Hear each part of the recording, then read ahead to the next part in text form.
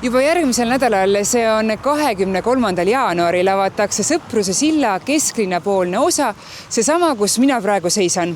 Tartlastes on aga omajagu üllatust tekitanud foto, kus on näha, kuidas 2 linnaliinibussi siinsamas vaevu üksteisest mööda saavad.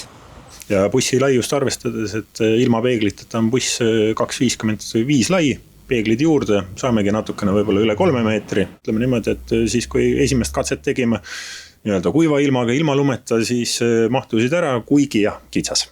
Pole küll lumega nüüd praegu silla peal katset käinud tegemas, aga ma usun, et meil on see lähipäevil nüüd plaanis uuesti teostada, vaadata. Siis ma usun, et siis läheb väga kitsaks. Kui vanal sillaosal on ühe sõiduraja laius 3,2 meetrit, siis siin uuel sillaosal on ühe sõiduraja laius 3 meetrit ja teise sõiduraja laius 2,75 meetrit. Ja nagu öeldud, siis ühe linnaliinibussi laius peeglist peeglini on veidi üle 3 meetri. Mahuvad kõrvuti sõitma.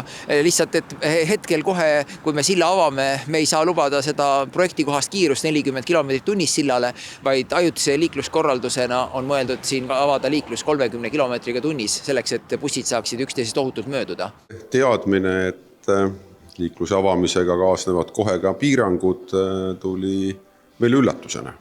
Ja tõenäoliselt ka linnavalitsusele endale tuli natukene üllatusena, et nad pidid sõnastama selle tegevuse, et paneme autoliikluse teedile. Et ega siis teedile panek ei olnud ju, ühegi liiklejagrupi teedile panek ei olnud, ega ole olnud ju silla remondi mõte. Me ikkagi kulutame linna eelarves sinna suurusjärgus 20 miljonit eurot. Esmapilgul siin öeldi, et see liikluskiirus sillal hakkab olema 30 km tunnis. Olen kuulnud.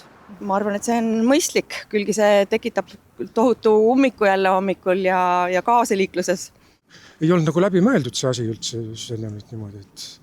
Et jääb selline mulje? No jääb jah, et rahul muidugi ei ole, aga nii nagu ta on, siis ta on, et tuleb see ära kannatada. Mul oleks ainult üks kommentaar põhimõtteliselt, et see on nagu eurotakisti selline, et ei ole käänlev ja aeglane, et varem oli nagu kiirem. Aga kui hakkab see liiklus olema nagu nii-öelda mõlemalt poolt nii nagu ta peab, et kas siis rekka näiteks mahub bussist mööda? Ei pruugi mahtuda, aga see pole ka eesmärk, et nad selle lühikese silla lõigu peal peab reka bussist mööda sõitma. Et meil on 2+2 sõidurida selliselt, et suuremad sõiduautod nagu bussid ja rekkad sõidavad siis parempoolses sõidureas ja sõiduautos saavad nendest mööduda ka vasakupoolses sõidureas. Jalgratturid võivad aga end tulevikus Sõpruse sillal kindlasti palju mugavamalt ja turvalisemalt tunda kui praegu, sest 2-suunalised rattateed saavad olema 2,25 meetri laiused ning asuvad mõlema sõidusuuna servas ja on eraldatud autodest kõrgete piiretega. Jalgteede laius saab sillal olema 2 meetrit.